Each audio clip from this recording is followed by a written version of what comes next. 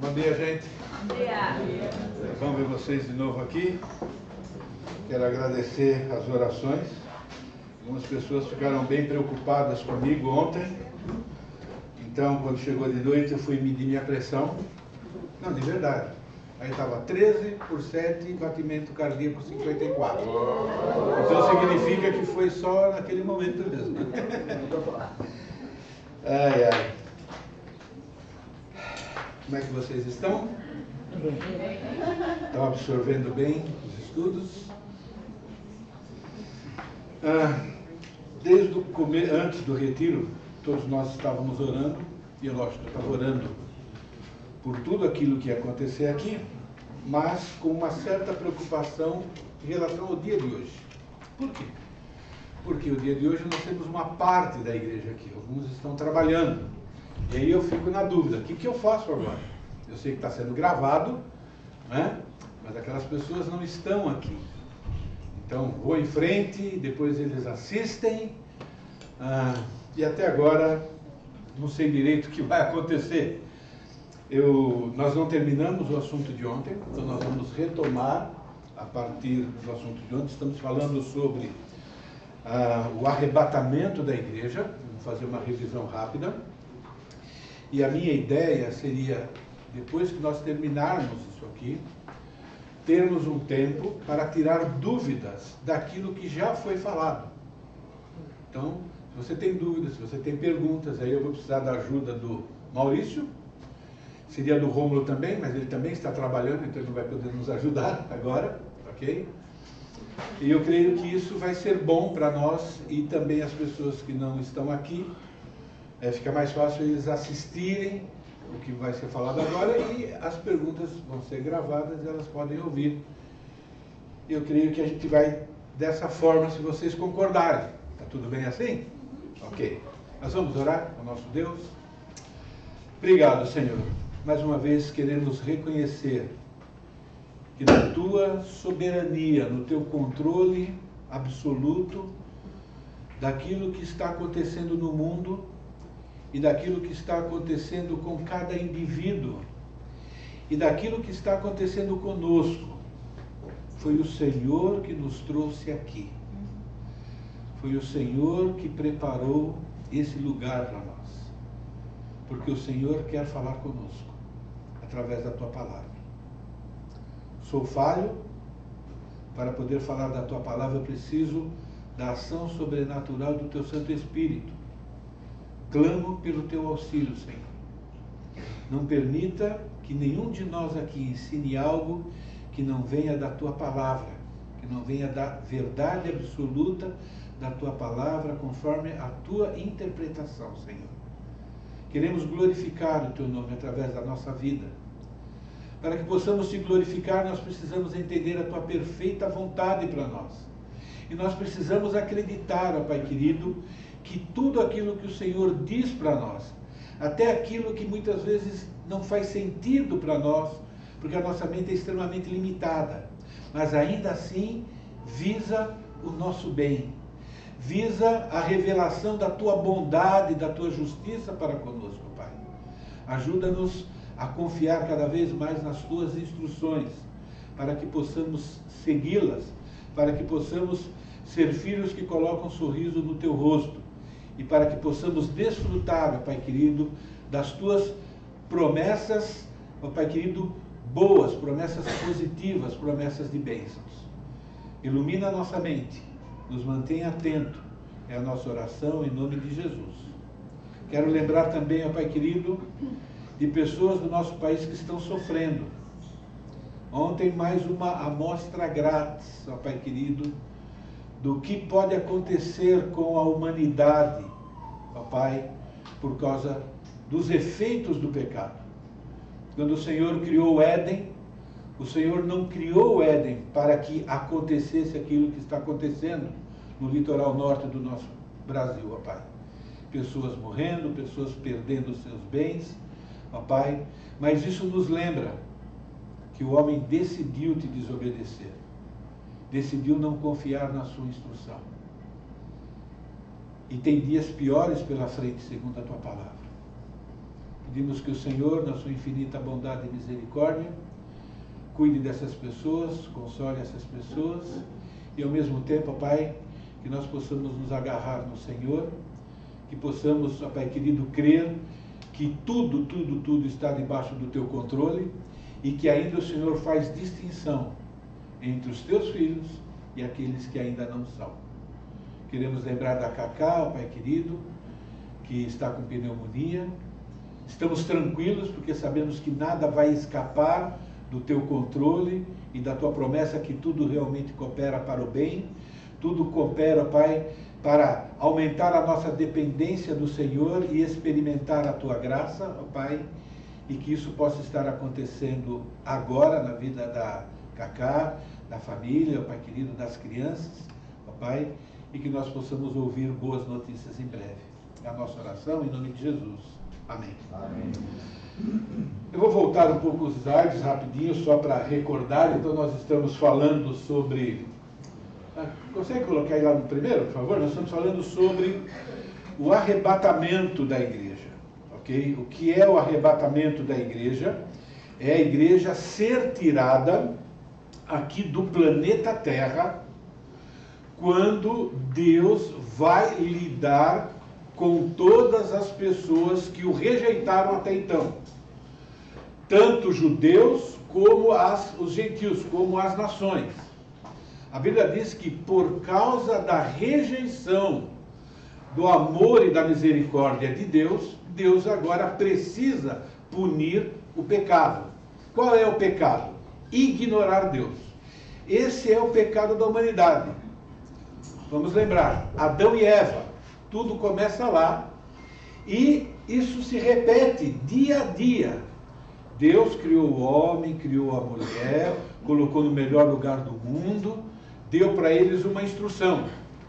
Deus criou Adão e Eva com capacidade de tomar decisões. Não era robô. Às vezes eu brinco assim, né? Que graça tem se você tem vontade de ser mãe e por algum problema, né, o filho demora para vir e o teu marido te dá uma boneca, aí você aperta a barriguinha da boneca e a boneca olha para você e diz: te amo, mamãe. Que emoção, não é verdade? É um robô e tal. Mas se o seu filho vem e te dá aquele abraço e te diz: mãe, eu te amo, faz toda a diferença, não faz? Então, Deus criou o ser humano com essa capacidade de decidir se ele vai amar a Deus ou não amar, porque isso é ser humano. Por isso que ele foi criado à imagem e semelhança dele. Se ele vai acreditar nas excelentes intenções de Deus para com ele, isso é, eu criei você para te dar o melhor. Mas para eu te dar o melhor, você precisa confiar na minha instrução. Porque para você escolher o melhor, eu preciso colocar também o pior. Senão você é uma boneca. Isso não me interessa, né? Você não vai desfrutar de tudo aquilo que você tem capacidade. Então colocou a árvore lá, né, do bem e do mal. O dia que você comer, você vai morrer. Agora ele tinha que decidir. A serpente, que simboliza o diabo, chega e fala assim: ó, Deus não vai cumprir isso. Deus está mentindo para você. Ele está impedindo você de ser mais do que você é agora. O dia que você comer, você vai ser igual a Deus. Agora o homem tinha que decidir. Eu confio no que Deus falou, porque ele falou: ó, se eu não comer daquela árvore, eu vou continuar do jeito que estou. Então eu já estou experimentando as bênçãos, né? Eu não vou morrer e eu vou desfrutar disso aqui tudo. Mas a serpente falou: mas ó, você pode ter mais. E ele decidiu. E o homem continua decidindo. Quando ele decidiu, ele diz assim: olha, eu não confio nesse Deus. Eu confio nesse Deus que me ofereceu isso aqui, que é o diabo. E a Bíblia diz que o mundo agora está debaixo do controle maligno, pela permissão de Deus, porque Adão entregou esse controle para o diabo. Ao mesmo tempo, Deus está trabalhando na nossa vida através do Espírito Santo para reunir um grupo que vai continuar confiando nele. Então, Deus agora precisa cumprir a aliança que ele fez. Se você me obedecer, Éden. Se você não me obedecer, é isso que nós estamos vendo aqui no mundo, E se você quer saber o que é o inferno, você pega tudo que é ruim, imagine tudo que você já experimentou de ruim. Raiva, medo, vergonha, né? Dor física, pega tudo isso, porque isso veio depois do pecado. Você multiplica isso ao infinito e vai viver eternamente assim no inferno. E você já sabe a minha frase. Alguns dizem, eu não acredito. Eu disse, acreditarás quando estiver lá. Mas aí não tem mais jeito. Por quê? Porque o nosso Deus é um Deus de aliança. Ele cumpre o que diz. Mas ele promete para essas pessoas que são pecadoras, que se arrependem, que vai voltar a cuidar delas e que no final de tudo vai levá-las de volta ao Éden. E agora nós vivemos esse mundo. Então, tudo que você está vendo de caos no mundo é Deus lembrando. É assim que vai ser depois no inferno, multiplicado ao infinito. E o contrário para os filhos de Deus. Tudo maravilha. As pessoas estão morrendo. Mas o nosso Deus veio para eliminar a morte. Então, o arrebatamento, ele é isso.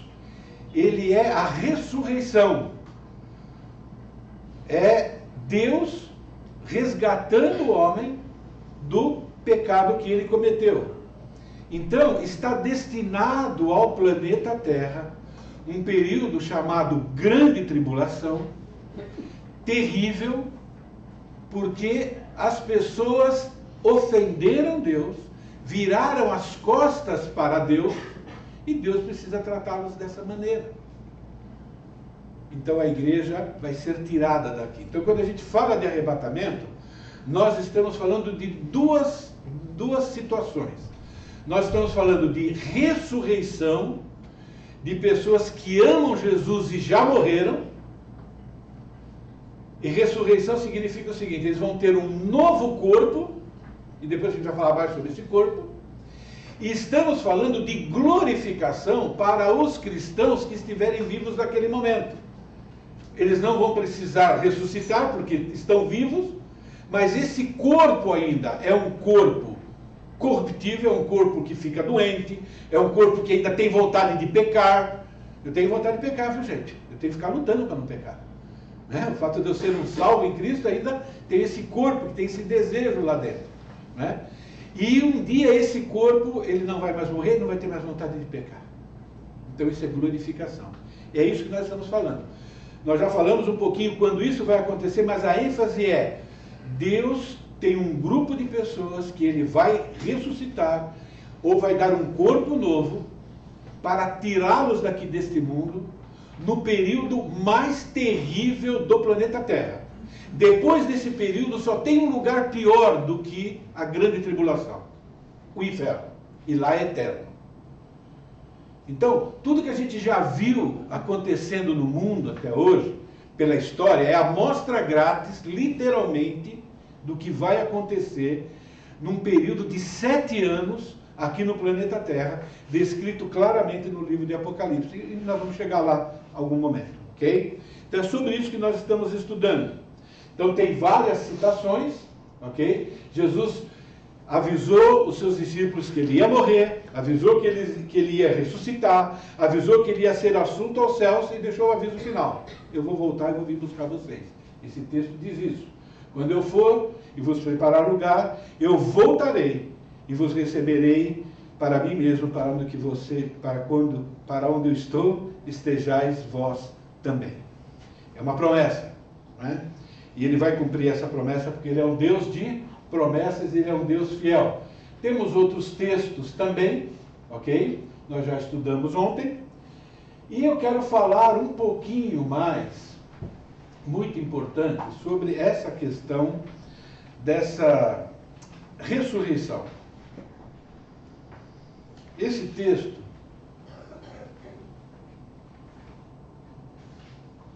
esse é o texto que fala, e foi aqui que a gente parou ontem, eu mais preguei do que ensinei, sobre esse evento escrito para pessoas que eram salvas naquele contexto, estavam vivendo um período difícil. É muito importante que a gente entenda que o fato de sermos cristãos implica em sermos desagradáveis aos não cristãos. O não cristão, ele não gosta do nosso estilo de vida. E agora no Brasil nós estamos percebendo isso com muito mais clareza do que há 30 anos atrás, nós não podemos negar. Então, se você como cristão falar, olha, homossexualismo é pecado, o que essas pessoas vão falar que você é? Eles vão falar que você é bandido. Eles vão falar que você merece ser preso. Não é isso que eles falam? Vai falar que você não ama, que você é preconceituoso. Então, agora nós estamos experimentando isso. Agora, veja bem, um homossexual é tão pecador quanto eu, quando eu levanto a voz para minha esposa. Então, não estou dizendo que eu sou melhor do que ele. Vocês estão entendendo o que eu quero dizer? Só estou dizendo, eu mereço o inferno, quando eu fico irado, quanto ele merece o inferno por ser homossexual. Eu sou igual a ele. Então, eu não sou superior. Eu quero deixar isso bem claro. É muito importante que a gente entenda que ninguém aqui é melhor do que essas pessoas. Mesmo sendo filhos de Deus, nós ainda somos pecadores. E qualquer pecado ofende a Deus igualmente. Mas eles estão dizendo que eles são justos e nós somos injustos. Porque o Deus deles é diferente. E isso vai se intensificar. Então, os primeiros cristãos, eles eram perseguidos, eles eram mortos porque eles amavam Jesus. É muito importante que a gente entenda por que existe a doutrina da ressurreição e da glorificação do nosso corpo. Principalmente no mundo em que nós vivemos hoje. Hoje, o que é mais valorizado? Qual é a indústria que mais ganha dinheiro? É a indústria que cuida ou quer cuidar ou diz que vai cuidar do nosso corpo. Não é? Pense nisso. Qualquer coisa que a gente tem que fazer que implique algum tipo de perigo. Logo a gente pensa no quê? Preservação do quê? Do nosso corpo. Não é verdade? Agora, gente, o nosso corpo é templo do Espírito Santo. Cuidado, tá? Não pegue o que eu estou falando e leve para o outro extremo. Ok? Então, cuidado, o que eu quero dizer. Mas a principal preocupação, na Covid, quantas responsabilidades deixaram de ser cumpridas em todos os segmentos da sociedade?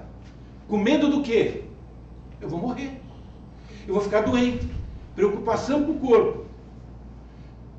Imagine num contexto em que Deus diz que Ele precisa se tornar conhecido. Ele precisa se tornar conhecido e o método de Deus dele se tornar conhecido são pessoas falando a respeito dele e vivendo do jeito dele. O que é que está em perigo? A nossa vida, o nosso corpo. E Jesus falou, o cristianismo que vai causar o impacto no mundo é esse cristianismo. Se vocês não colocarem em risco o corpo e a saúde de vocês, não vai acontecer o que eu planejei. Se essa for a sua maior preocupação, eu não estou dizendo zelo bíblico, estou dizendo preocupação pecaminosa. E cada um agora vai ter que ir para a Bíblia e vai ter que ter equilíbrio nessa área. Quer dizer, se você não estiver pronto para morrer pela obra, você não vai ser aquilo que eu quero que você seja nesse mundo. E todo o Novo Testamento foi escrito nesse contexto. É por isso que temos esse tipo de promessa. Eles acreditavam nisso. Porque a vida deles estava em risco o tempo todo. Quem conhece a história da igreja sabe disso. Eles se escondiam nas catacumbas, mas eles não deixavam de falar o evangelho de maneira pública. Falavam, né? Então imagine isso. Lembra, nosso cristianismo é fora da curva. Ok? Então, vou ler esse texto de novo, para ficar encucado. Não queremos, irmãos, que sejais ignorantes com respeito aos que dormem, com os que já morreram. Porque cristãos morriam às pencas naquele período só por ser cristão. Hoje, em vários países, isso continua acontecendo. Não é? Para que não vos entristeçais com os demais que não têm esperança. Pois se cremos que Jesus morreu e ressuscitou, assim também Deus, mediante Jesus, trará em sua companhia os que dormem. Lembra? A frase os que dormem sempre se referem a cristãos. Por quê? Porque o cristão que morreu e foi enterrado, aquele corpo que foi enterrado, ele está lá, o corpo, temporariamente. Então ele usa a ilustração que dorme. Por quê? Porque ele vai ser ressuscitado. Ontem eu falei, a alma vai direto para o céu e a alma está tendo atividade lá. E só coisa boa. Então o céu é real e a pessoa que falece em Jesus já acorda na presença de Jesus e ele toca a vida lá. E eu vou dizer para você, é bem melhor que esse acampamento aqui ao infinito. Tá bom? Então lá. Ora, versículo 15. Ora, nós vos declaramos por palavra do Senhor, isso é, nós os vivos. Então, lembra, Paulo, anos 50 e pouco da era cristã, escreveu para uma igreja. Então, se escreveu para uma igreja, aquelas pessoas estão vivas, mas com parentes que já morreram. Né? Então, nós que estamos vivos, ok? Tá bom? De modo nenhum precederemos, iremos lá para a ressurreição, antes daqueles que dormem, que já morreram. Porque o Senhor mesmo, dada a ordem, a palavra de ordem, ouvida a voz do arcanjo e soada a trombeta de Deus, descerá dos céus, os mortos em Cristo, os nossos parentes cristãos que morreram, ressuscitarão primeiro. Então ele usa o termo ressuscitar, porque o corpo morreu, né? E depois nós, os vivos, seremos arrebatados, juntamente com eles entre as nuvens, para o encontro com o Senhor nos ares, e assim estaremos para sempre com o Senhor. Consolai-vos, pois, uns aos outros com essas palavras. Então, é claro, então vai acontecer isso com a igreja, com todos os salvos, num determinado ponto futuro na história. Ok? É bíblico, ou a gente acredita nisso, ou não acredita. Ok? Por que é importante nós entendermos essa doutrina? Porque Deus mostra, ao longo da história da humanidade, que Ele é um Deus que já fez isso antes. Deus já havia ressuscitado pessoas antes. Mostrando que, já houve isso, pessoas já sabem, e também vai acontecer no futuro. E eu quero falar um pouco sobre isso que a gente falou ontem, partindo daqui, não é? Mostrando que a própria Bíblia mostra que vai ter dois tipos de ressurreição. O que está em verde é ressurreição de pessoas que amam Jesus e quando elas ressuscitarem, elas vão direto para o céu. Mas há uma ressurreição para as pessoas que rejeitam Jesus, para as pessoas que não acreditam que o pecado delas... Eu creio que todo ser humano reconhece que faz coisa errada, porque isso já foi incutido, né? Faz parte da imagem e semelhança de Deus. Né? Todo ser humano sabe que faz coisa errada, a questão é que é só coisa errada. Né? Para eles, não vai ter punição eterna. E a Bíblia diz, não existe uma punição eterna. Não é? E esse texto mostra que até aquele que ainda não se rendeu a Jesus, né, não reconhece que ofendeu Jesus e que precisa pedir perdão e precisa crer nessas verdades bíblicas, essas pessoas, elas não vão desaparecer do planeta Terra. Elas vão continuar vivas, porque elas serão punidas também de maneira eterna. Então existe uma ressurreição que é chamado de ressurreição para a morte. Por que a ressurreição para a morte? Porque a palavra vida significa qualidade, tá bom? Positiva, e morte significa o quê? Cuidado com o que eu estou dizendo, né? Tudo que é negativo, tudo que é ruim. Então, existem pessoas que vão viver eternamente uma vida de sofrimento. E vai ter um corpo para sentir todo aquele sofrimento. E Jesus veio para oferecer para as pessoas a oportunidade de não precisarem passar por isso aqui. E é sobre isso que esse texto diz. Não vos maravilheis disto, porque vem a hora em que todos os que se acham no túmulo, todos, crentes e não crentes, ok? Ouvirão a sua voz, porque quando Deus manda, até quem não quer obedecer vai obedecer, porque Ele é Deus. Entende? Então, ouvindo a voz sairão os que tiverem feito o bem para a ressurreição da vida, e os que tiverem praticado o mal para a ressurreição do juízo. E a ressurreição do juízo vai acontecer no último dia, nos últimos tempos do planeta Terra, quando toda pessoa que não reconhece Jesus como a única forma de ser perdoado dos seus pecados, eles vão comparecer diante desse trono de julgamentos chamado Trono Branco. E quem comparecer diante desse julgamento vai ser condenado. Por quê? Porque o julgamento, ele é baseado nas ações das pessoas, baseado naquilo que tiver feito através do corpo. Agora, abra sua Bíblia, que não está projetado. Quem não tem, fica com a Bíblia de quem está do lado.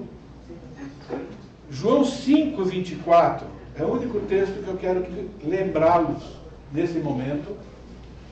Nós que conhecemos podemos nos regozijar neles, nos alegrar, lembrar dessa promessa. Se você está ouvindo isso pela primeira vez, preste muita atenção, por favor.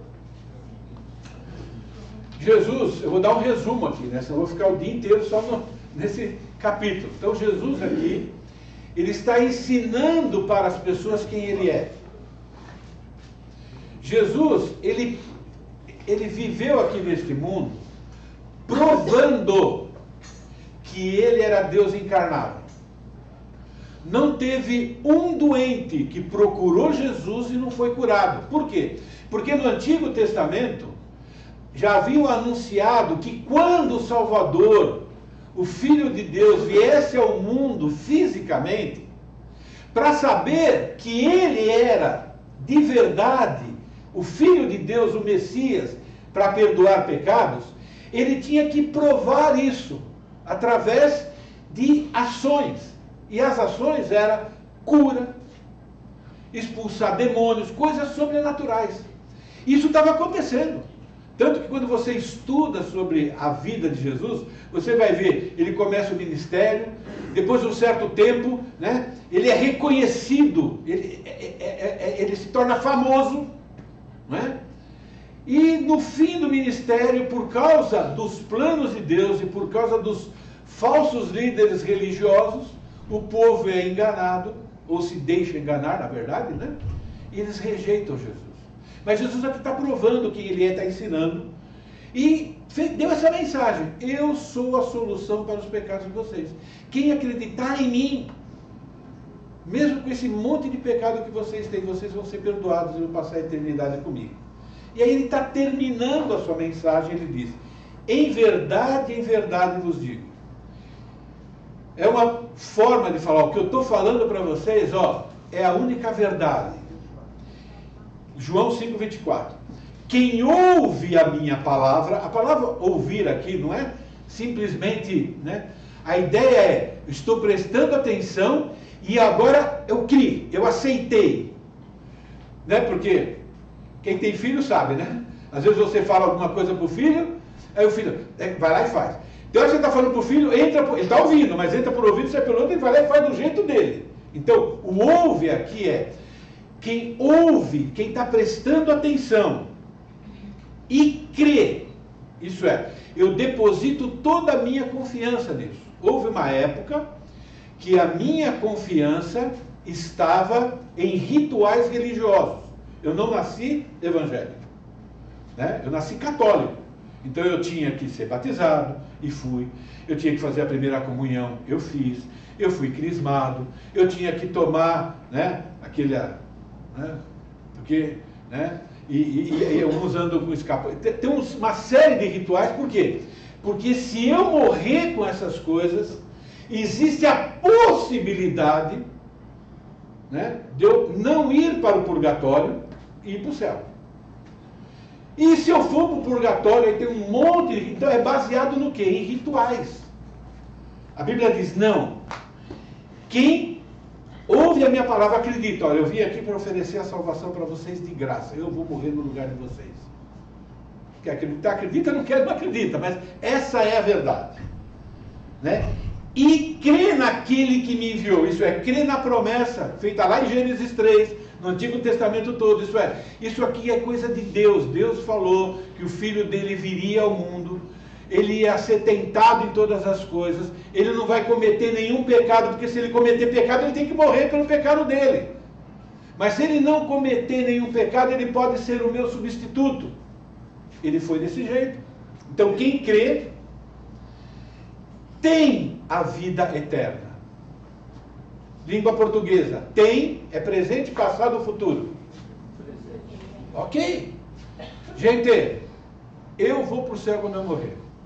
Quando eu falei isso para minha família, sabe o que falaram para mim? Você é arrogante. Mas é lógico que eles têm que pensar assim, porque na cabeça deles era a mesma que a minha. Se é por mérito, até eles sabem que não merecem ir para o inferno, é verdade, ir para o céu. Ninguém merece. Mas não é arrogância. Eu vou para o céu porque Jesus pagou o preço para mim. Ele está me carregando para o céu. Os méritos é dele. Porque eu tenho hoje. Se eu cair duro agora, disseram que eu quase caí duro ontem, não sei se é verdade. Mas se eu cair duro agora, entendeu? Então, tem vida eterna. Presente. Não entra em juízo. E ele está falando isso aqui, ó. Quem comparecer aqui vai entrar em juízo, ele tem que ser julgado. E se não? E desde que esse juiz é justo, ele não pode chegar aqui e dizer, não, eu vou deixar para lá. Porque a lei diz que se eu tiver que julgar você pelas suas ações, um justo juiz tem que mandar a pessoa ser punida. Só existe um jeito da gente não ser punido, não precisar comparecer aqui. Por quê?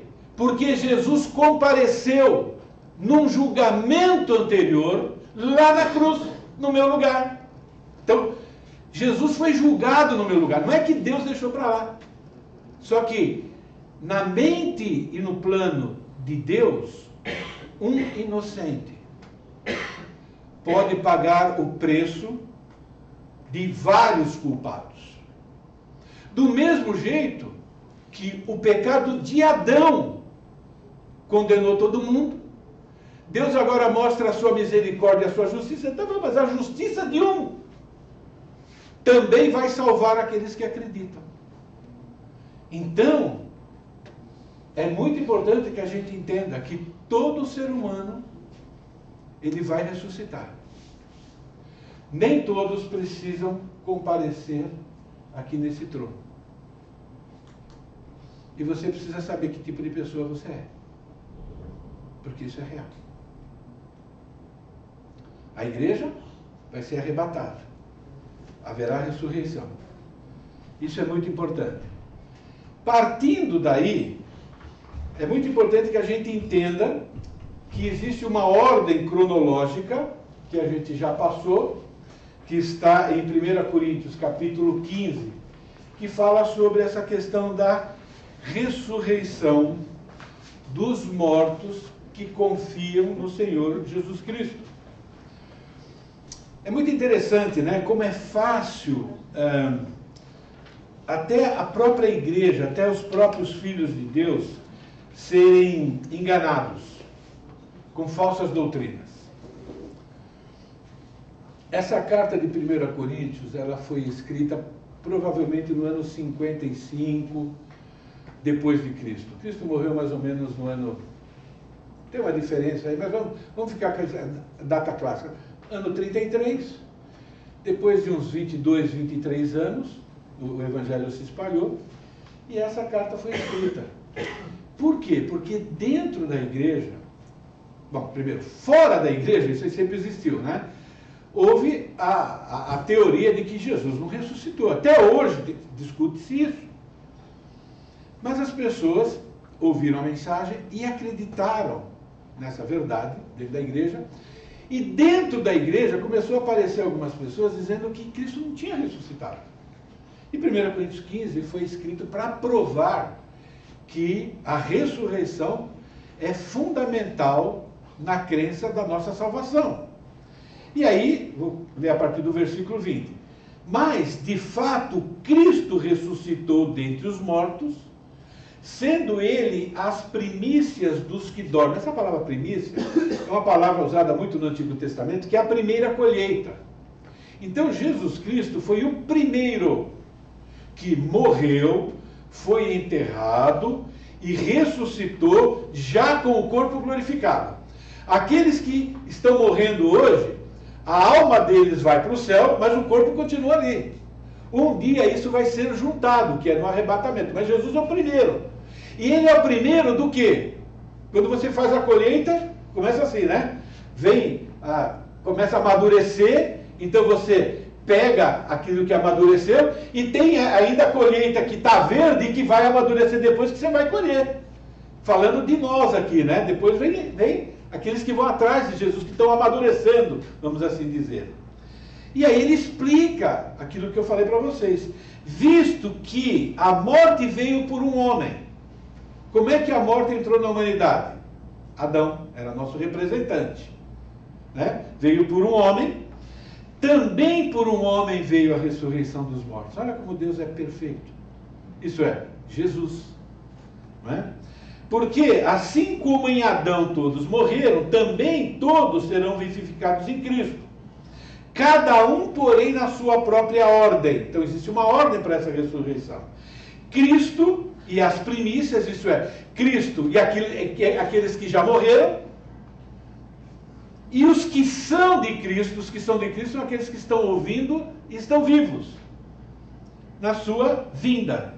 Então virá o fim. E quando fala do fim, está dizendo, depois disso, Deus vai julgar.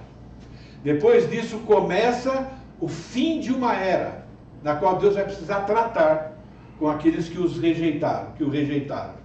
Quando ele entregar o reino ao Deus, então, ó, ele tem um reino, ele vai reinar e depois ele vai entregar, tá bom? E Pai, quando houver destruído todo o principado, bem como toda potestade e poder, quando ele destruir toda essa ordem e desordem que existe no planeta Terra, que é tudo injustiça, tudo comandado pelo pecado. Então, existe uma doutrina a respeito disso. A Bíblia diz que isso vai acontecer. É uma questão de fé. Ok? Por exemplo, se você vai, só vou citar, você vai para Apocalipse capítulo 11, é algo que vai acontecer no futuro, vai ver lá que vai ter, por exemplo, a ressurreição das duas testemunhas. Pensei que tinha colocado aí. Deixa eu ver se eu coloquei, senão... Acho que eu não coloquei o versículo. Não tem problema. Deixa assim por enquanto. Então, Apocalipse, se você abrir lá, não precisa abrir, você vai ver que, por exemplo, vai ter duas testemunhas que vai anunciar o Evangelho durante o período terrível de tribulação. Essas duas testemunhas, elas vão ser perseguidas, elas vão morrer e elas vão ressuscitar e as pessoas vão verem elas ressuscitar. E sempre mostrando que o nosso Deus é um Deus do quê? De ressurreição. É um Deus que veio para perdoar pecados para aqueles que creem. Ok? E 1 Coríntios capítulo 15 explica o que é esse novo corpo. Por que é que precisa acontecer, né, desse meu corpo aqui? Às vezes eu brinco, né? Mas eu sou uma brincadeira dessa. Eu brinco assim, ó, gente, eu já fui um galã, viu? Eu virei um galão, eu sei. Mas eu já fui um galã. Eu já tive muito cabelo, né? Mas eu estou num corpo, o quê? Um corpo, e você também, de maneira diferente, um corpo que está se deteriorando. Não é verdade? Né? Nosso corpo é assim, você pode cuidar dele o que for. Você pode tentar retardar o que quiser, mas o fim vai ser o mesmo para todo mundo. Ok? É lógico que quem se cuida melhor vai ter melhor qualidade de vida. Não estou entrando nesse mérito, mas no final de tudo, não é? E até quem se cuida também a gente já sabe que já foi para o beleléu, né? Então, interessante, isso aí, né, é mão de Deus mesmo. Mas ele diz assim, ó, pois assim também é a ressurreição dos mortos. Tá bom? Semeia-se o corpo na corrupção. Então o que significa corrupção aqui? Aqui inclui corrupção moral, é lógico que inclui corrupção moral, mas aqui ele não está falando de corrupção moral só. Ele está falando de deterioração mesmo, ele está falando, né, que o nosso corpo, né, ele está estragando, né? Ele está apodrecendo aos poucos, por causa do pecado. O dia que você comer o fruto, vai morrer. Então, nosso corpo está num processo de morte. Então, ele está dizendo, olha, semeia-se, quer dizer, nasce um corpo corrupto, um corpo que vai se deteriorar, ressuscita o quê? Um corpo incorruptível. Um corpo, né, que não vai ficar doente, um corpo que não... Né? Semeia-se um corpo em fraqueza. Ele está falando que o nosso corpo é fraco. Não importa, né? Um corpo que vai cada vez mais enfraquecer, vai ressuscitar um corpo com poder. Entende? Um corpo forte, um corpo que aguenta aquilo que precisa aguentar para aquilo que o ser humano foi planejado para ser. Né? Semeia-se um corpo natural, entende o que eu quero dizer? Físico e tudo mais. Ressuscita-se um corpo espiritual. Então, é um corpo físico, mas também é um corpo espiritual, um corpo que vai se relacionar com Deus. O homem natural é aquele que não quer saber de Deus. O homem espiritual é aquele que é apaixonado por Deus e vive para agradar a Deus. Então é um corpo que só vai pensar em agradar a Deus. Olha que coisa boa, não é? Aí eu vou pular para o versículo 50. Isto afirma, irmãos, que a carne e sangue não pode herdar o reino de Deus. Esse corpo físico não pode, porque ele está manchado pelo pecado. Deus agora vai ter que dar um novo corpo para nós. Não é? Nem a corrupção herdar a incorrupção. Um corpo que já pecou não pode entrar no céu. Um corpo capaz de continuar pecando também não pode entrar no céu. Porque céu é lugar de santidade perfeita. Por isso que Adão foi criado perfeito, sem nenhum pecado. E esse que Deus planejou para ele. Por quê? Porque o pecado é sinônimo do quê? Vida ruim. Pecado sempre é sinônimo de qualidade de vida inferior. E no céu é qualidade de vida superior. Eis que eu vos digo um mistério. Um mistério por quê? Porque isso aqui, ó, é Novo Testamento. Você não tem essa informação com tantos detalhes assim no Antigo. Isso é porque Jesus veio na Terra e proporcionou isso. É por isso que essa revelação foi dada pós-morte e ressurreição de Jesus. Eis que eu vos digo um mistério. Nem todos dormiremos. Lembra? Nessa época o cristão morria queimado por ser cristão. E Deus falou, mas vocês não podem ter medo. Vocês têm uma missão para cumprir. Tem um monte de gente aí, ó, que depende desse plano, né? Eu escolhi um plano, eu quero salvar pessoas. Jesus veio e anunciou esse plano, ele foi levado aos céus, ele treinou vocês, agora vocês têm que levar essa mensagem. E ao levar essas mensagens, vocês vão ser perseguidos. Tem pessoas que vão odiar vocês, mas qual é o problema? Aqui está a solução. Essa é a solução. O que vai acontecer? Se eu tivesse caído duro ontem, gente, vocês iam ter um problemão. Mas meu chapa, sabe onde eu ia estar? Gente, eu ia estar lá no céu. Já ia estar lá, vivinho, né? Mais vivo do que nunca. Agora, vocês iam ter um problemão, né? Porque vai acabar o carnaval e vai correr para lá. E agora o que eu faço com as mensagens, né, Maurício? É isso? Não se cuida. Exato. Aí é isso aí. Vocês iam falar mal de mim e eu estou lá no céu ainda. Eu estou lá no céu. Vocês aqui ainda. Olha que coisa boa. Gente, isso é verdade. Isso é verdade. Você sabe, entende? Então, é agora que eu quero que a gente comece a pensar, não é?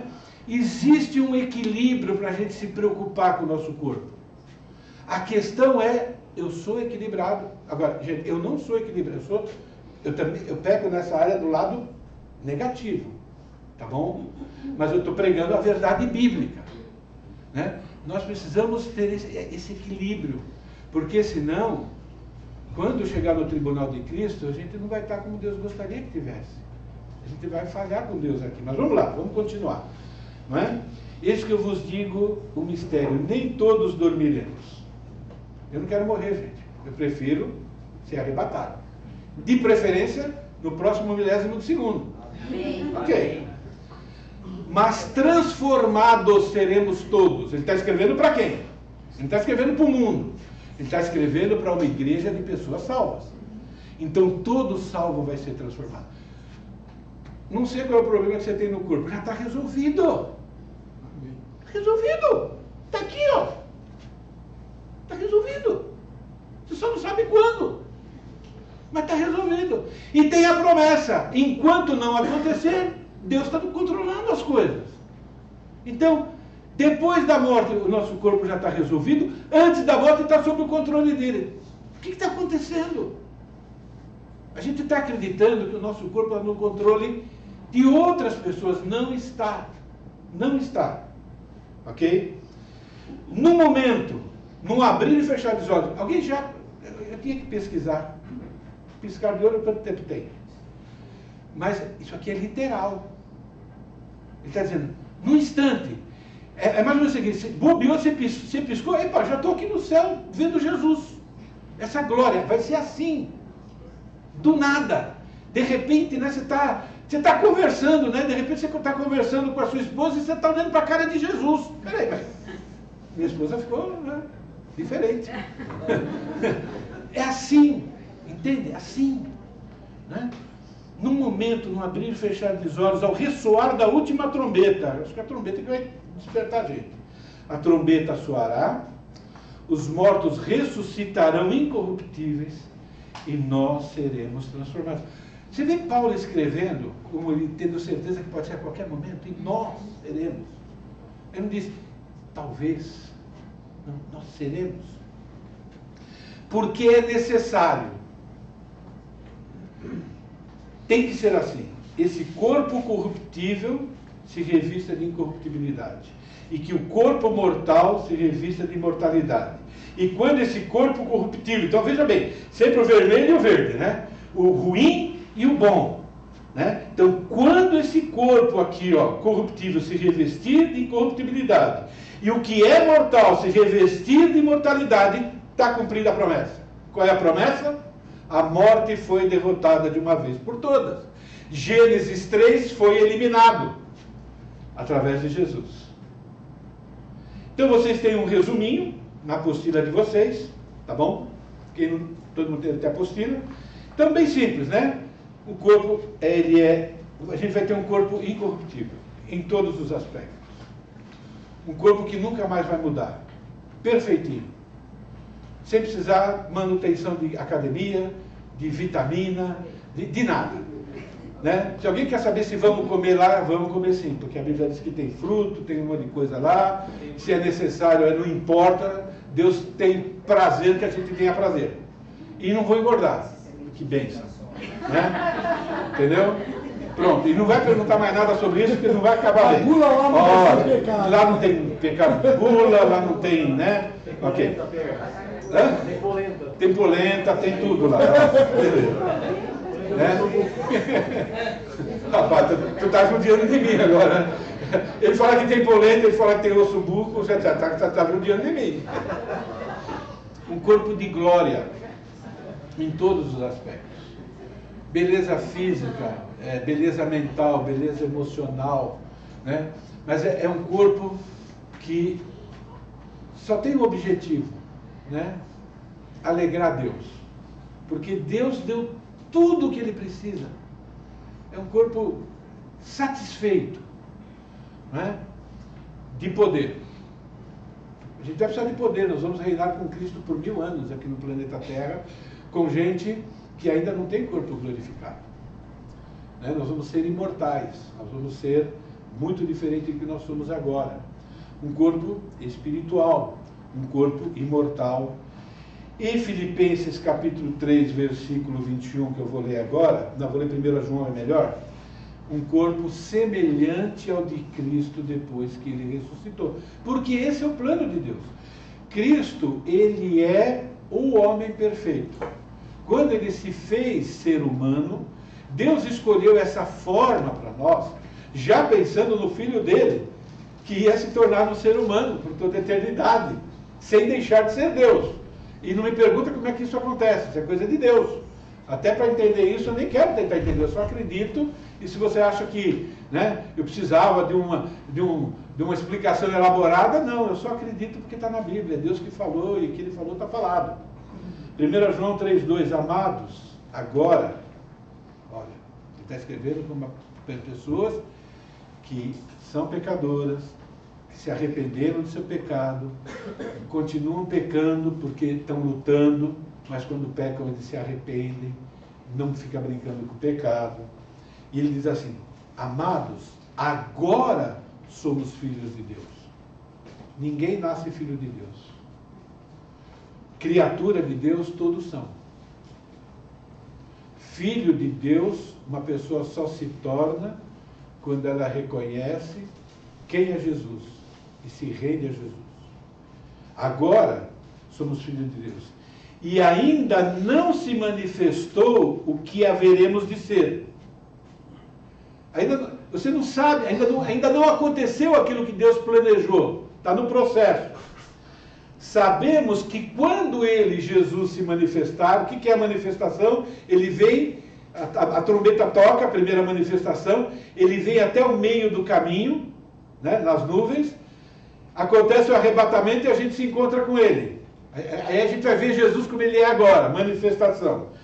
Quando ele se manifestar, seremos semelhantes a ele. Quando haveremos de vê-lo como ele é. Eu escrevi aqui algumas aplicações. Amados, pense quanto tempo e dinheiro as pessoas gastam para se manterem jovens. Pensa nisso. Olha para o mundo. Olha a escravidão que o mundo vive, né? A preocupação que o mundo tem. Olha para você mesmo. Temos pessoas diferentes aqui. Né? Não estou falando de saúde. Não estou falando de asseio. Tem que gastar com isso mesmo. Não estou falando, né, de não ter um visual apresentável de maneira correta. Isso está tudo certo, isso daí. A minha pergunta é, pense quanto se gasta com isso. E se Jesus faria isso? Baseado naquilo que você conhece da palavra de Deus. Fui fazer uma pesquisa, só li isso aqui, ó. Com o terceiro maior mercado do mundo, o Brasil mantém setor de estética aquecido. Terceiro maior mercado. Procedimentos estéticos estão em alta. Estou lendo artigos. Mas a maioria ainda traz riscos. Quais são as alternativas? Pessoas correm o risco de morrer por causa do corpo. E cristão não quer morrer por causa do Evangelho. Tem alguma coisa esquisita. Pessoas morrem por aquilo que o diabo quer que eles morram. E cristãos não estão dispostos a morrer pela causa de Cristo. Tem alguma coisa esquisita. Eu não estou falando de vocês não, gente, eu estou nesse balaio aqui também. É uma luta o tempo todo. Nunca pense que é de cima para baixo. Eu costumo dizer lá no escritório, eu sou o primeiro que apanha de Deus. Mas é bom, eu sei que Deus está se importando comigo, Ele quer uma qualidade de vida para mim e para você. Vou ler outro artigo. Segundo o levantamento da Sociedade Internacional de Cirurgia Plástica e Estética, o Brasil é hoje o país que mais realiza cirurgias plásticas do mundo. E o nosso país é um país pobre perto de outros. Eu estou falando bobagem. Mas é o país que mais realiza. Estou falando que esses caras arrumam dinheiro. Em 2018, foram 1,5 milhão de procedimentos realizados no país. 87,4% deles em mulheres. Entende por que existe a doutrina da ressurreição do corpo? E por que ela é tão importante para nós? Nós precisamos entender o que Deus espera de nós. Estava conversando com... Estou tentando aplicar as coisas aqui. Estava conversando com um dos nossos homens daqui da igreja. Ele falou para mim: Pierre, você falou ontem sobre esse perigo, né, da gente trabalhar demais e tudo mais. E como é que eu sei que eu estou trabalhando demais ou de menos? Então, numa conversa assim, a gente começa a ser um pouco, dar mais explicação. Eu falei: irmãos, olha, nós vivemos num mundo muito complicado, um mundo muito de pecado, e nós temos muitas responsabilidades. Não é? Por exemplo, no Antigo Testamento, o homem ia para a guerra. E quanto tempo ele ficava fora de casa? Ele trabalhava 24 por hora, trabalhava 3 vezes sem voltar para casa. Mas a Bíblia tem o ideal dela. Por vivermos num mundo pecaminoso, então nós temos que agora buscar sabedoria de Deus. Né? Então, o que você tem que fazer? Então, você tem que, primeiro, você tem que entender, né, que Deus fez uma promessa para nós. Busque em primeiro lugar o reino de Deus e todas essas coisas vos serão acrescentadas. O que são essas coisas? Deus quer que a gente saiba que a oração que eu mandei para vocês esse mês, cada mês eu escolho um tipo de oração para a igreja toda.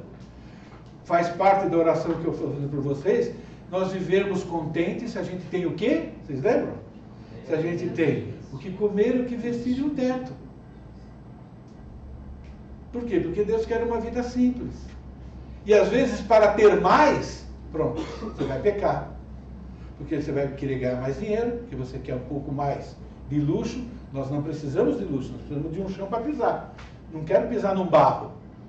Mas eu não preciso pisar. Rua de ouro eu já tenho. Não, eu já tenho. Se você tem, está lá no céu. Agora eu quero um lugar seguro, um lugar que não me dê muito trabalho, porque se eu tiver que trabalhar com isso, não tenho tempo de estudar a Bíblia. Um lugar simples, mas funcional, fácil, pode ser bonito, se eu puder pagar, sem pecar contra Deus. Então, como é que eu sei se eu estou trabalhando de mais ou de menos? Veja se você primeiro tem uma vida simples. Depois, coloque as suas responsabilidades diante de Deus. Tempo para o trabalho, tempo para a esposa, tempo para o filho, tempo para você cuidar do seu corpo, e assim por diante. E aí começa agora a colocar isso diante de Deus. Tem pessoas que vão trabalhar 14 horas e não estão pecando. Tem pessoas que vão trabalhar mais do que 8 e estão pecando. Porque eles não precisam fazer isso, porque Deus já deu para eles o que eles precisam, e Deus quer que ele use o tempo de outra forma.